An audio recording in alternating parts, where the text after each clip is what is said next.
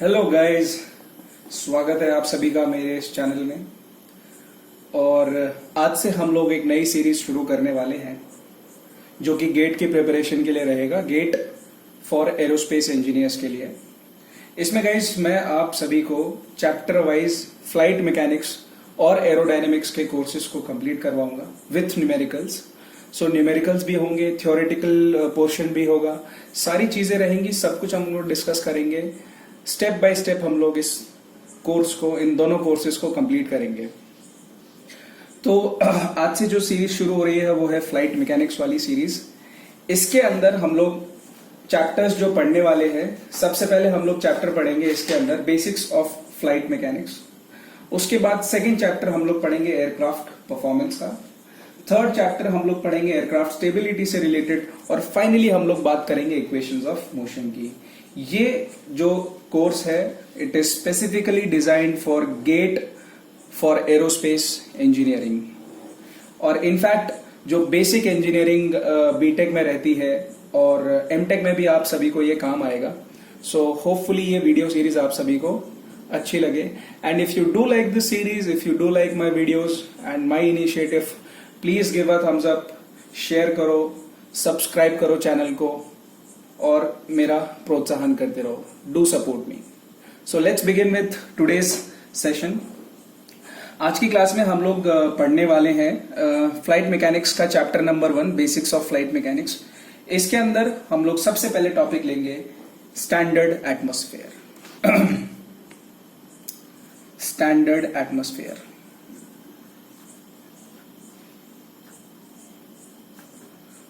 Standard atmosphere.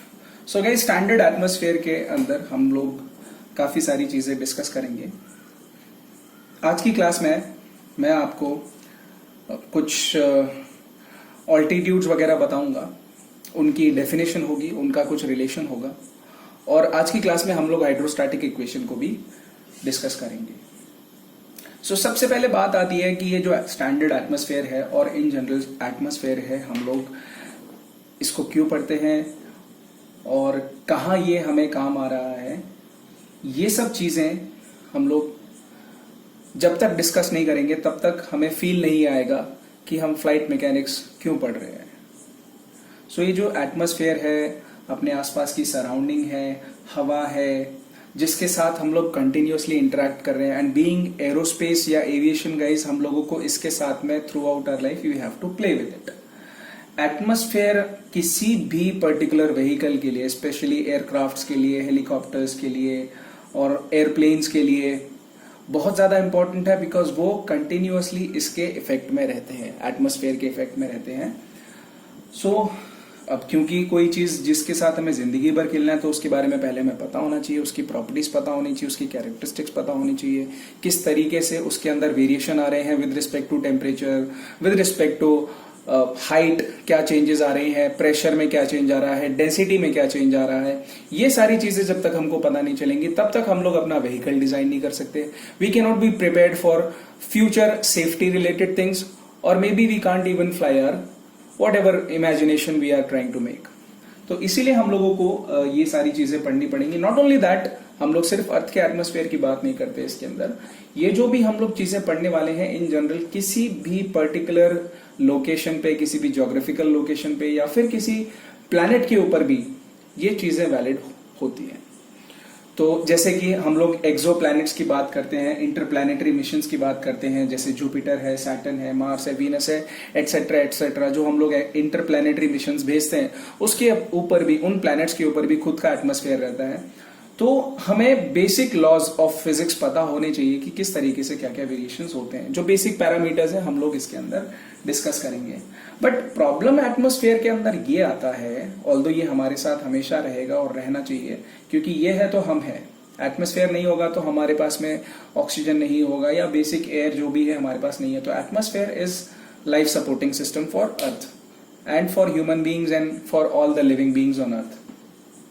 ये right mixture है। But problem atmosphere के अंदर ये है कि ये कंटिन्यूअसली एक चेंजिंग सिस्टम है। It is a dynamically changing system, change होता रहता है ये, चाहे वो ज्योग्राफिकल लोकेशन हो, चाहे वो दिन का टाइम हो, प्रेशर और टेम्परेचर वेरी करेंगे, ऑल्टीट्यूड्स के साथ ये वेरी करेगा, दिन में दिन का टाइम होगा, रात का टाइम होगा, सुबह दोपहर शाम, ये तीनों टाइम में एटमॉस्फेयर वेरी कर सकता है।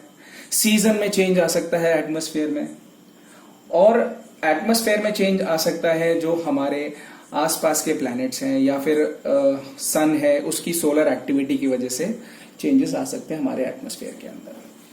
तो because it is a dynamically changing system, therefore इसकी स्टडी थोड़ी सी डिफिकल्ट हो जाती है, we can not predict, and इसका प्रेडिक्शन थोड़ा सा मुश्किल हो जाता है।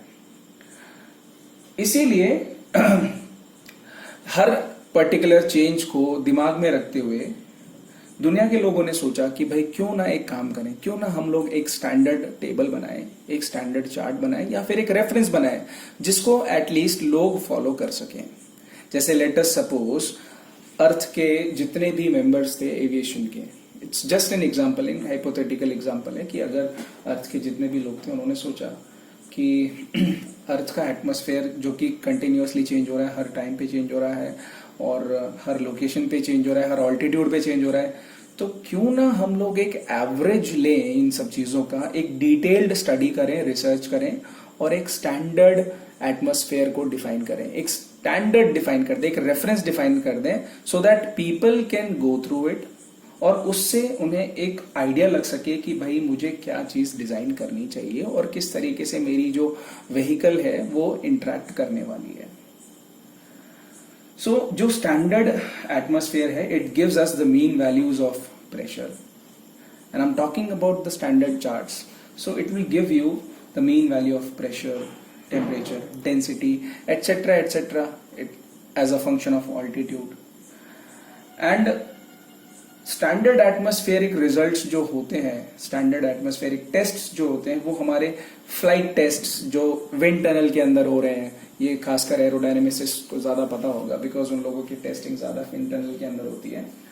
तो विंड टनल में कुछ ऐसा होता है कि हम लोग एटमॉस्फेयर की कंडीशंस को मिमिक करने की कोशिश करते हैं। एक विंड टनल के अंदर, एक कन्फाइंड एरिया के अंदर हम लोग एटमॉस्फेयर की चीजों को मिमिक करने की कोशिश करते हैं। हम अपना पहले प्रोटोटाइप बनाते हैं व्हीकल का और देखते हैं कि ये किस तरीके से इंटरेक्ट कर रहा है, एंड देन वी स्पेकुलेट कि ये जो हमारा व्हीकल है वो रियल एटमॉस्फेयर में भी कुछ हद तक इसी तरीके से रिएक्ट करेगा, तो उसमें हमें आसानी हो जाती है।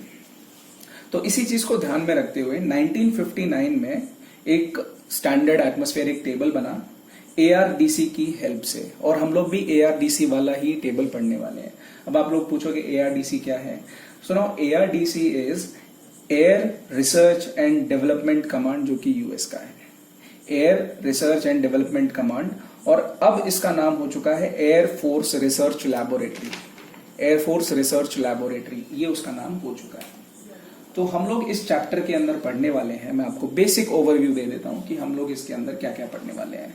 सबसे पहले हम लोग बात करेंगे ऑल्टीट्यूड्स की। हम लोग अलग अलग टाइप के ऑल्टीट्यूड्स को डिफाइन करेंगे, उनसे रिलेटेड क्या क्या चीजें होती हैं, क्या क्या वेरिएशंस होते हैं विद रिस्पेक्ट टू पैरामीटर्स, तो वो हम लोग देखेंगे। फिर हम लोग बात करेंगे स्टेबिलिटी ऑफ एटमॉस्फेयर की, स्टेबिलिटी ऑफ एटमॉस्फेयर। गाइस, इसके इंट्रोडक्शन में मैंने ज्यादा टाइम नहीं दिया है, ज्यादा, बिकॉज मुझे ऐसा लगता है कि ये सब चीजें तो आप अगर बेसिक यूट्यूब पे वीडियोस भी डालोगे तो आपको मिल जाएगा।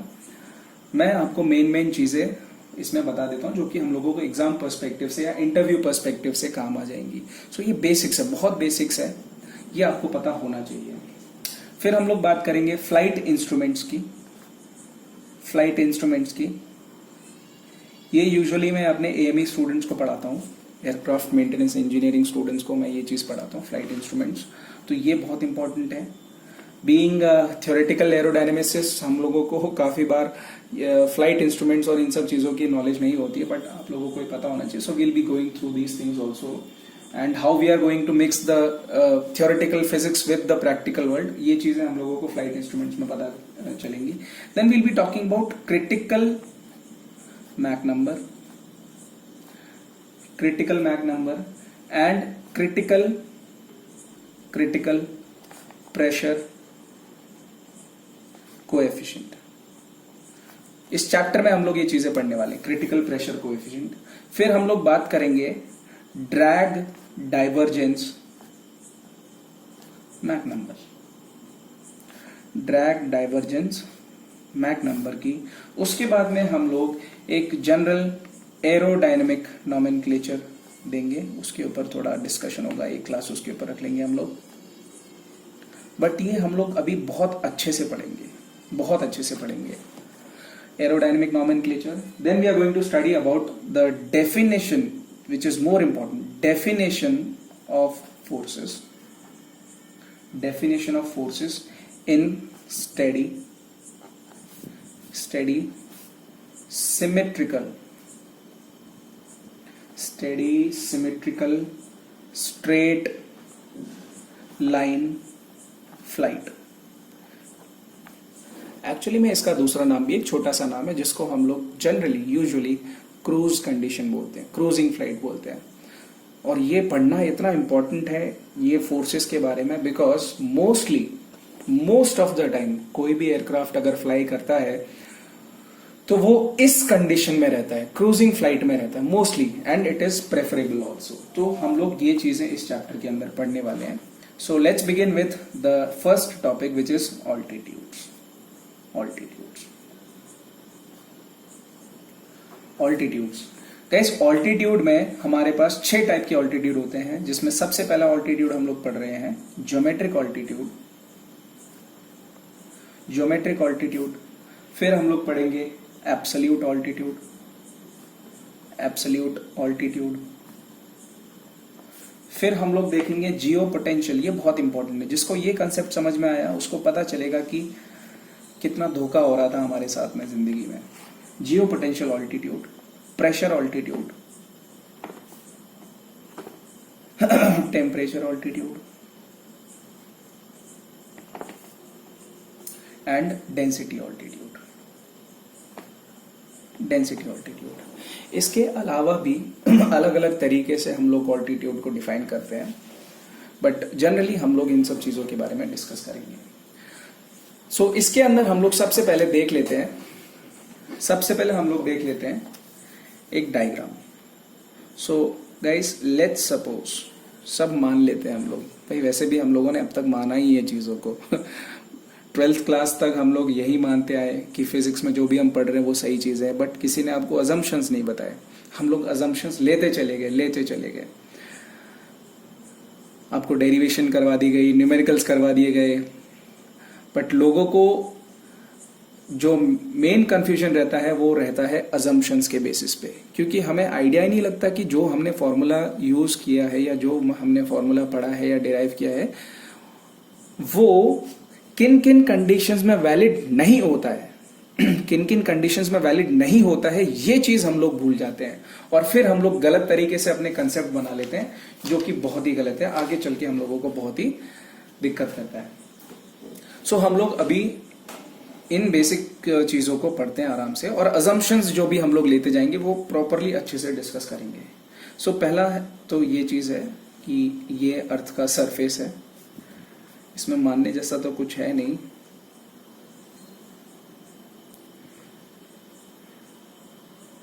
अभी थोड़ी सी देर में आपको पता चल जाएगा। इसमें मैं फास्ट फॉरवर्ड कर दूंगा, काट दूंगा डायग्राम के लिए, ताकि अपने को वीडियो का टाइम मिल जाए। फाइन गाइस, सो मैंने डायग्राम बना दिया है यहाँ पर। ये डायग्राम को मैं समझा देता हूं एक बार कि ये हमने सपोज करके रखा हुआ है that this particular curve is denoting the earth's surface, which is the surface of the earth, ये डिनोट कर रहा है। एंड इसी को हम लोग सी लेवल मान के चल रहे हैं एट प्रेजेंट। तो ये सी लेवल है, this is the surface of the earth and this is the sea level. ये वाली जो कर्व है वो सी लेवल को दिखा रही है। एंड ये जो कर्व है बेसिकली ये हम लोगों को एक सर्टेन ऑल्टीट्यूड बता रही है, एक सर्टेन हाइट है, यानी कि अर्थ के सी लेवल से थोड़ा सा हम लोग ऊपर आ चुके हैं अभी, और वो हाइट को हम लोग यहाँ पे डिनोट कर रहे हैं। So this is a certain height. अभी हाइट को मेजर करने के दो तरीके, एक तरीका ये है कि भैया हम लोग अपनी अर्थ को एक स्फेयर मान के चलें और उसके सेंटर को एक रेफरेंस पॉइंट बना लें और वहां से हम लोग डिस्टेंस मेजर करें। तो ये है अर्थ का centre, this is the centre of the earth, यहां से हम लोगों ने डिस्टेंस मेजर किया up to a certain height और उसको हमने नाम दिया अभी HA। देन फिर हम लोगों ने एक डिस्टेंस मेजर किया सेम अर्थ के सी लेवल से, अर्थ के सी लेवल से सेम हाइट तक, रेफरेंस चेंज कर दिया। अभी एक रेफरेंस है अपने पास अर्थ का ये सेंटर और दूसरा रेफरेंस है ये सी लेवल। तो एक डिस्टेंस हमने, एक हाइट हमने मेजर करी अर्थ के सेंटर से जिसको हमने HA बोला, और एक हाइट हमने मेजर करी है सी लेवल से जिसको हमने HG से डिनोट किया हुआ है। अभी मैं आपको इसका नाम बताऊंगा कि क्या क्या चीजें हैं। HG से डिनोट किया है। तो ये दो तरीके से हम लोग ऑल्टीट्यूड मेजर कर सकते हैं। ये जो आपको R दिख रहा है, this small r is denoting the radius of the earth. ये रेडियस है, ये रेडियस है। तो इसके अंदर गाइस ये जो HA मैंने आपको बताया, HA जो डिनोट किया है, this HA is nothing but absolute altitude, absolute altitude which means vertical height from the centre of the earth, vertical height from the centre of the earth is known as absolute altitude. मैं लिख देता हूं यहां पर। So vertical height या vertical distance measured from the center of the earth, ये बन जाएगा absolute altitude। जो हमने HG लेके यहां पे रखा हुआ है, this HG is known as geometric altitude, geometric altitude, geometric altitude। तो ये जो ज्योमेट्रिक ऑल्टीट्यूड है, ये सेकंड वाला ऑल्टीट्यूड है, which is vertical distance of an airplane. अब गाइज एयरप्लेन लो या कुछ भी लो, हम लोग तो एविएशन वाले हैं तो एयरप्लेन के रेफरेंस में ही चल रहे हैं। So this is the vertical distance of an airplane above mean sea level, mean sea level. ये है ज्योमेट्रिक ऑल्टीट्यूड। तो सेम हाइट अगर हम लोग सी लेवल से मेजर करते हैं तो उसको हम लोग नाम देते हैं ज्योमेट्रिक ऑल्टीट्यूड का, और सेम हाइट को अगर हम लोग मेजर करते हैं सेंटर ऑफ द अर्थ से तो हम लोग उसको नाम देते हैं एब्सोल्यूट ऑल्टीट्यूड का। नाउ गाइस, इसके अंदर में 3 टर्म्स और मैं आपको डिफाइन करना जरूरी समझता हूं। ये जो G है, स्मॉल g, इसको तो सब जानते होंगे, ये वो फेसबुक के अंदर जो हर लड़की के अकाउंट में कॉमन फ्रेंड होता है, वो ये समझ सकते हैं हम लोग। So local acceleration due to gravity at an absolute altitude.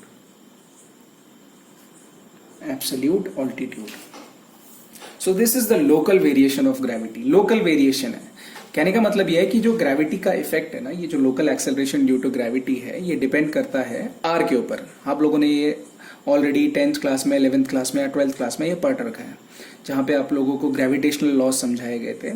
वहीं पर ही आपको local acceleration due to gravity के बारे में बताया गया था कि ये जो gravity acceleration due to gravity है, it varies with the distance R के ऊपर डिपेंड करता है ये।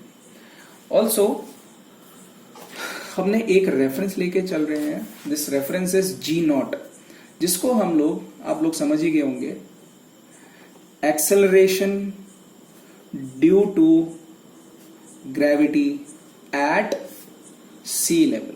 Very good, at sea level. इसको हम लोग रेफरेंस लेके चल रहे हैं, acceleration due to gravity at sea level. और एक चीज मैं यहां पे डिफाइन करना चाहता हूं, small m, this is the mass of an airplane। Guys, ये चीज मुझे आगे अभी समझाने में हेल्प करेगा, तो मैं आपको पहले ही डिफाइन कर देता हूं, बिकॉज सिंबल्स एंड उनका मीनिंग्स हमें पता होना चाहिए। Capital M is mass of the earth, capital M is the mass of the earth. So now इस फिगर को ध्यान से देखो। इस फिगर में से हम लोग एक चीज श्योरिटी के साथ बोल सकते हैं कि भैया ये जो एब्सोल्यूट ऑल्टीट्यूड है ना, ये दो चीजों का एडिशन है, समेशन है। किस किस चीज का एडिशन है? ये जो HA है एक्चुअली में समेशन है किस किस का? एक ये छोटी वाली हाइट जो आपको दिख रही है और एक ये जो एच जी आपको दिख रहा है, which means R plus H G is equal to H A. वही चीज हम लोग यहाँ पे लिख लेते हैं, quite common observation. H A is equal to R plus H G. इसको हम लोग ले लेते हैं अभी equation number 1। This is our equation number 1। Now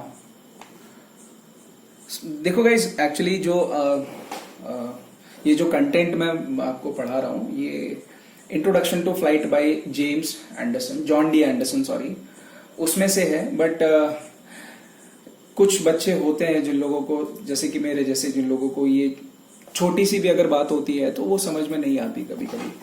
तो इसीलिए मुझे ये पूरा डेरिवेशन करवाना पड़ रहा है, क्योंकि स्ट्रेट फॉरवर्ड उसमें इस तरीके से दिया नहीं गया है। उन्होंने सिंपल से एक वर्ड बोल दिया है, due to gravitational laws of Newton, तो उन्होंने एक रिलेशन दे दिया। बट हम लोग वो डायरेक्टली रिलेशन यूज नहीं करेंगे, we are going to derive that relation कि how it is coming. So now according to Newton's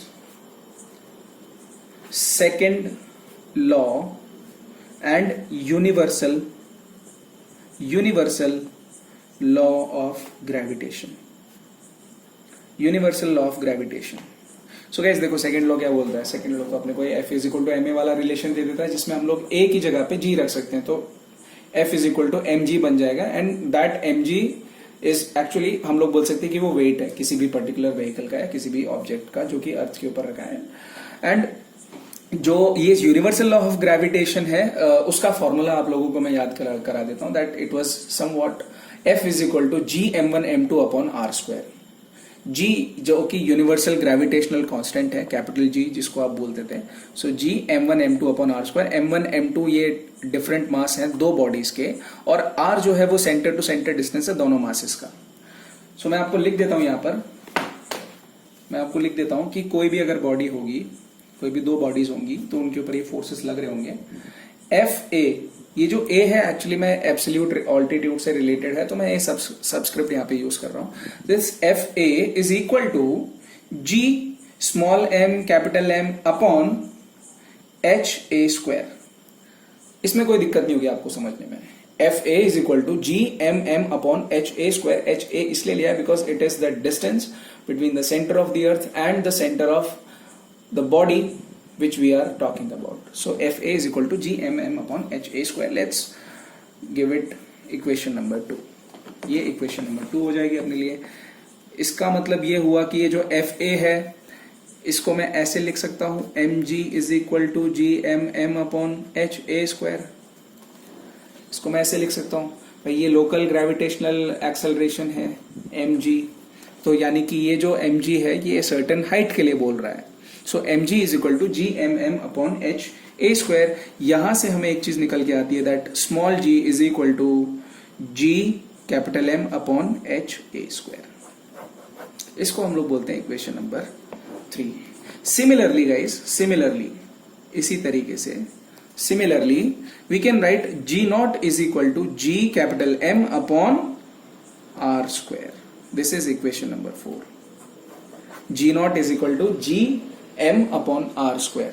आप लोग सेम इसके जैसा डिराइव करके इसको यहां पे लिख सकते हो, तो g nought is equal to G M upon R square. अब अपने को करना कुछ नहीं है, इन दोनों इक्वेशंस को डिवाइड कर देना है। सो डिवाइड करते ही हम लोगों को क्या मिलेगा? Dividing equation 3/4। गाइस ये जो कंटेंट है ना, एक बार आप पढ़ लोगे इसको तो मजा आ जाएगा आपको, सच बता रहा हूं। बहुत जबरदस्त प्रिपरेशन हो जाएगी आपकी, बेसिक से प्रिपरेशन हो जाएगी। चाहे कोई भी इंटरव्यू हो या कोई भी एग्जाम होगा गेट का, तो उसमें आपको बहुत अच्छे से ये चीज अटेम्प्ट कर सकोगे। इससे रिलेटेड क्वेश्चंस आप अटेम्प्ट कर सकोगे, क्योंकि ये बेसिक कंसेप्ट है। So g by g nought is equal to, यहां से अपने पास निकल के आता है ये G M upon H A square into R square upon G M, which is equal to nothing but r square upon H A square. r square upon H A square, जहां से हम लोग g को अलग से रख सकते हैं, that g is equal to ji not into R square upon H A square. R square upon H A square, इसको हम लोग ले लेते हैं इक्वेशन नंबर 5। सो नाउ सब from equation 1 and equation number 5, equation 1 क्या थी? इक्वेशन 1 ये थी कि H A is equal to R plus H G. तो वो वाली चीजों को हम लोग एच ए में यहां पे सब्सटीट्यूट कर देते हैं। क्या निकल के आता है? G is equal to ji nought R square upon R plus H g, मैंने एच ए को सब्सटीट्यूट कर दिया का होल स्क्वायर। डायरेक्टली एंडरसन के अंदर ये लिखा हुआ है g is equal to ji nought R upon R plus H g whole square, ये लिखा हुआ है। तो अभी आपको ये पता चल गया कि ये कहां से आया, ये कहां से आया, ये इंपॉर्टेंट था। तो गाइस मैंने आपको यहाँ पे अभी दो ऑल्टीट्यूड्स डिफाइन करे हैं, और उसके बाद में हम लोगों ने local acceleration due to gravity की बात करी है। This G is being defined and this G is very very important, क्योंकि जी वेरी करता है पर्टिकुलर हाइट पे, वर्टिकल ऑल्टीट्यूड पे डिपेंड करता है, स्मॉल आर जो डिस्टेंस होता है उसके ऊपर डिपेंड करता है। स्मॉल आर तो मैं लूजली यूज कर रहा हूँ, but distance between the centre of the earth and जो भी बॉडी है उसके बीच के डिस्टेंस के ऊपर ये वेरी करता है, बेसिकली हाइट के साथ वेरी करता है, ये जो कि हम लोगों को यहाँ पे रिलेशन में दिख भी रहा है। So g is equal to ji nought R upon R plus H g का whole square. This is important, इसको हम लोग अभी साइड में रखते हैं, इसको आगे हम लोग यूज करेंगे। नाउ दो ऑल्टीट्यूड हम लोगों ने अभी तक डिफाइन किए, एक था ज्योमेट्रिक ऑल्टीट्यूड, दूसरा है एब्सोल्यूट ऑल्टीट्यूड। ये एकदम क्लियर हो गया अपने को। अब हम लोग तीसरे ऑल्टीट्यूड की तरफ चलेंगे जो कि है जियो पोटेंशियल ऑल्टीट्यूड। ये जियो पोटेंशियल ऑल्टीट्यूड और इस जी का आगे चल के हम लोग रिलेशन और कुछ चीजें निकालेंगे, बट उससे पहले let us discuss hydrostatic equation. Hydrostatic equation इसको हम लोग डिस्कस करते हैं। और गाइस ये भी एक बहुत ही इंपॉर्टेंट और छोटा सा टॉपिक है, बट ये इंटरव्यू के पर्सपेक्टिव से काफी इंपॉर्टेंट टॉपिक है, और इस हाइड्रोस्टैटिक इक्वेशन के बेसिस पे हम लोग और आगे इक्वेशंस डिराइव करने वाले हैं।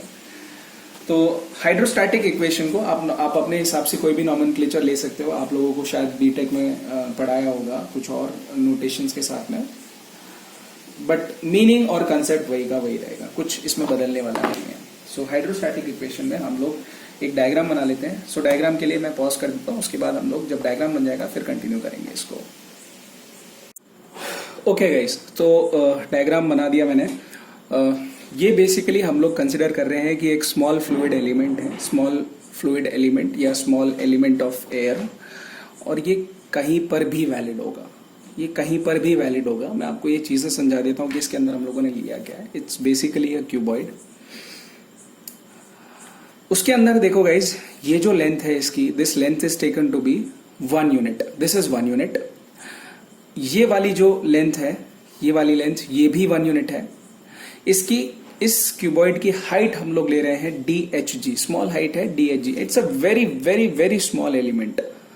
ये मैंने सिर्फ समझाने के लिए इतना बड़ा बना के रखा हुआ, बट हम लोग बहुत ही छोटा सा एलिमेंट इसको कंसिडर कर रहे हैं। एंड इसके अंदर हम लोग कंटिन्यूम हाइपोथेसिस भी यूज कर रहे हैं कि हम लोग फ्लूइड को एक कंटिन्यूअस मीडियम समझते हैं, इंडिविजुअल पार्टिकल्स के बेसिस पे नहीं, हम लोग इसको एक कंटिन्यूअस मीडियम समझते हैं।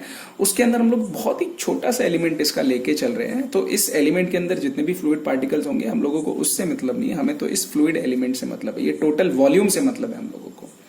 सो टोटल वॉल्यूम से मतलब है। अच्छा, वॉल्यूम इस एलिमेंट का, इस फ्लूइड एलिमेंट का या एयर एलिमेंट का कितना होगा? Length into breadth into height.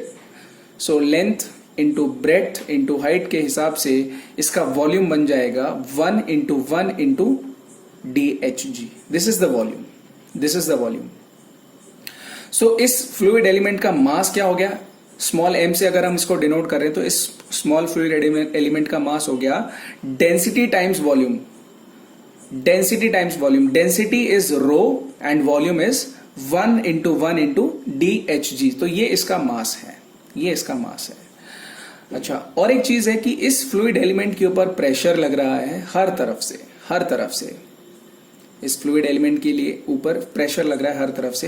हम लोग कंसिडर कर रहे हैं कि मान लो ये नीचे वाला जो सरफेस है, नीचे वाला जो एरिया है, अगर इसके ऊपर प्रेशर है P, तो ऑब्वियसली जैसे जैसे हम लोग ऊपर जाएंगे वैसे वैसे प्रेशर में चेंज आएगा। हमें नहीं पता कितना चेंज है, पॉजिटिव चेंज है, नेगेटिव चेंज है या क्या चेंज है, हमें नहीं पता। बस हम लोग इतना बोल रहे हैं कि इसके अंदर कुछ चेंज आया। तो लेट अस सपोज कि वो चेंज आया DP चेंज। तो यहां पे अगर प्रेशर P है तो ऑब्वियसली इधर पे प्रेशर P प्लस DP हो जाएगा। अभी चेंज हमें पता नहीं पॉजिटिव चेंज है कि नेगेटिव चेंज है, बस एक चेंज आया है इधर पे।